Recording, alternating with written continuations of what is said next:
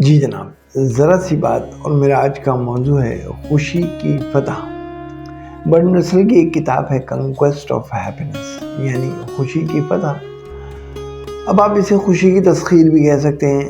یہ کوئی ایک بک ریویو نہیں جو کہ میں کروں گا، اور نہ ہی یہ کوئی بحث ہے کہ دراصل خوشی کیا ہے۔ موضوع یہ ہے دوستو کہ کیا واقعی کبھی ہم یہ جان اور بتا سکتے ہیں کہ انسان کا سب سے اہم کام خوش رہنے والا ایک آدمی بننا ہوتا ہے، اور اس کے لیے سب سے اہم چیز زندگی کو قبول کرنا ہے۔ سب سے اہم چیز زندگی کو قبول کرنا ہے، اس کی تمام تر ہولناکیوں اور تمام تر مسرتوں کے ساتھ، بالکل اس طرح جیسے وہ نظر آئے۔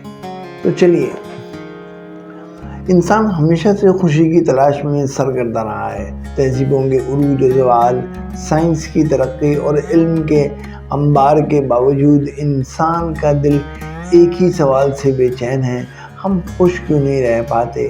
ہماری یہ گفتگو محض فلسفے کی موشگافیوں کا مجموعہ نہیں، بلکہ انسانی نفسیات کے روزمرہ کی الجھنوں اور سادہ زندگی کی خوشیوں پر ایک گہرا غور و فکر ہے۔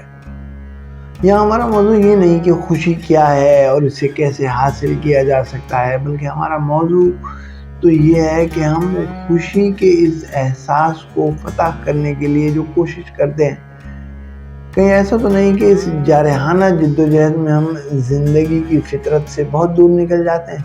اگر واقعی ایسا ہے تو پھر کیوں ہے؟ بات یہ دوستوں کہ خوشی ہو یا کہ غم، اس کی جڑیں زیادہ تر ہمارے اپنے اندر ہوتی ہیں۔ ہم غلطی یہ کرتے ہیں کہ باہر کی دنیا سے اسے منوانے کی کوشش کرتے ہیں، ایسے خواب بن کر جو کہ ہماری اپنی خواہش اور مرضی سے پیوستہ نہ ہوں۔ اب آپ سوچیں گے کہ ایسا بھلا کیسے ہو سکتا ہے کہ انسان اپنی ہی ایک خواہش سے پیوستہ نہ ہو؟ ایسا ہو سکتا ہے۔ ایسا اس وقت ہوتا ہے جب اس کے خوابوں کا واحد مقصد دنیا پر کچھ ثابت کرنا ہو۔ وہ خواب جو کہ زندگی کے خوف کے نتیجے میں بنے، انسان تمام عمر ان کے پیچھے بھاگ کر لوگوں کی رائے کے بوجھ تلے اپنی زندگی کو رون دے، ستم یہ کہ اسے پتہ بھی نہ چلے، اور سوائے ایک بے مہار خلش کے کچھ بھی ہاتھ نہ آ سکے، سوائے ایک بے مہار خلش کے کچھ بھی ہاتھ نہ آ سکے۔ ہمیں یہ ماننا پڑے گا کہ خوشی کسی عظیم کارنامے یا بڑی کامیابی کا نام نہیں، بلکہ چھوٹی چھوٹی باتوں میں بستی ہے۔ بارش کے بعد مٹی کی خوشبو، کسی دوست کے ساتھ ایک بے ساختہ گفتگو، کسی بچے کی معصوم ہنسی، یا کسی کتاب کے پہلے ورق کی خوشبو۔ یہ سب وہ لمحے ہیں جو انسان کو بھر دیتے ہیں، لیکن ہم ان لمحوں کو معمولی سمجھ کر نظر انداز کر دیتے ہیں۔ خوشی کا اصل راز یہ ہے کہ ہم اپنے شعور کو وسیع کریں اور روزمرہ کی سادہ روشنیوں کو پہچاننا سیکھیں۔ جو لوگ اپنی زندگی میں اپنی ذاتی وجود تک محدود رکھتے ہیں، وہ ہمیشہ تناؤ میں رہتے ہیں۔ جو انسان صرف اپنی ذات، اپنے غم یا اپنی کامیابیوں کے گرد دائرے کھینچ لیتے ہیں، وہ گھٹنے لگتے ہیں۔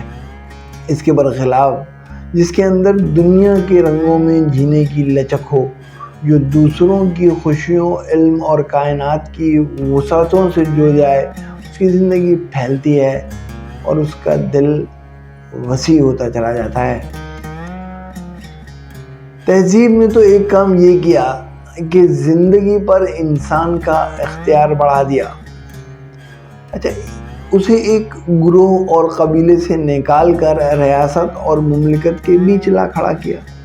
اس کا ایک نقصان تو یہ ہوا کہ وہ روز روز کے اس تعلق سے کٹ گیا جو کہ ایک بے مہار قدرت اور انسان کے درمیان تھی، جو کہ اسے خوشی، منزل، مقصد کے حصول کے لیے اپنے اطراف سے کٹ کر چلنے کا اشارہ نہیں کرتی تھی، یعنی زندگی کو ذاتی ضروریات کے لیے محدود نہیں کرتی تھی، بلکہ ایک ایسی منزل کا پتہ دیتی تھی جو کہ مقصد میں بہت جلیل القدر بے شک نہ ہو، مگر سماج، معاشرے اور خاندان کی عمومی فلاح سے جڑا ہوا ہو، جس میں خدمت، محبت، فطرت اور انسان کے بنیادی ستون ہوں، جیسے کہ انسان سماج کے لیے اور فرد اپنے قبیلے کے لیے موجود ہونا چاہیے، اور وہ غار والا انسان شاید موجود ہوتا بھی تھا، شاید اس لیے کہ اس کے پاس اور کوئی آپشن بھی نہ تھا۔ پھر اس تہذیب نے انسان کو کچھ ایسے خواب دیے، کچھ ایسے جنگیں جنہوں نے اسے لوگوں سے کاٹ کر بس اپنے وجود تک محدود کر دیا، ایک ایسے وجود تک جس کا سب سے بڑا سرمایہ خوف تھا۔ المیہ یہ ہے کہ یہی خوف اس کی جدوجہد کا محرک بھی تھا، اور یہی خوف اس کی خوشی کے راستے میں سب سے بڑی رکاوٹ بھی۔ ناکامی کا خوف، مستقبل کا خوف، اور سب سے بڑھ کر لوگوں کی رائے کا خوف۔ یہ خوف ہمارے ذہن کے سائے ہیں، حقیقت نہیں۔ اصل آزادی یہ ہے کہ انسان ان سایہ دار دیواروں سے اوپر اٹھ کر جینا سیکھے۔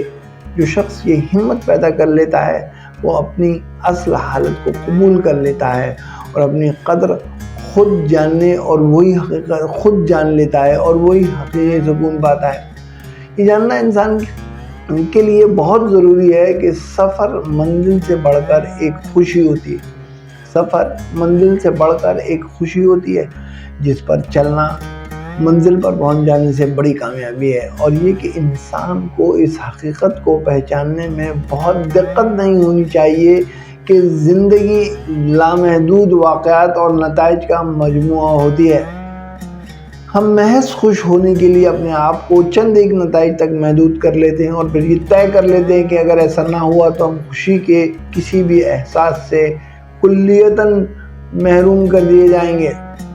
اور سب سے اہم بات جو کہ ہمیں یاد رکھنی چاہیے وہ یہ کہ خوشی، غم، کامیابی اور ناکامی یہ آپ کی ذات کے سفر ہوتے ہیں۔ یہ حقیقتاً تو اس عظیم ترین خود آگاہی کا ذریعہ ہوتے ہیں جو کہ صرف اور صرف آپ کی ذات کا اثاثہ ہوتے ہیں، اور چونکہ ان کا اطراف کی دنیا سے کوئی تعلق اصولاً نہیں ہونا چاہیے، لہذا اس کے حصول کے لیے دنیا سے موازنہ بھی نہیں ہونا چاہیے۔ آخری بات یہ ہے کہ خوشی کوئی دور دراز کی منزل نہیں جس تک برسوں کے سفر کے بعد پہنچا جائے۔ یہ ہر دن کے لمحوں میں چھوٹی چھوٹی باتوں میں چھپی ہوتی ہے۔ خوشی کا فن یہ ہے کہ ہم زندگی کو بوجھ نہ سمجھیں بلکہ ایک تحفہ جانیں، کائنات کی ان روشنیوں کو پہچانیں جو ہمارے ارد گرد بکھری ہوئی ہیں، ان میں جینے کا ہنر سیکھیں۔ یہی سب سے بڑا فلسفہ ہے، اور یہی وہ راستہ ہے جو ہمیں صرف زندگی کی سختیوں سے نکالتا ہے۔ نہ صرف یہ کہ زندگی کی سختیوں سے نکالتا ہے بلکہ یہ احساس بھی دلاتا ہے کہ کائنات آخر کار ہماری مسکراہٹ کے منتظر ہوتی ہے، اور اس کا نتیجہ ہمیں قبول کرنا ہی ہوتا ہے۔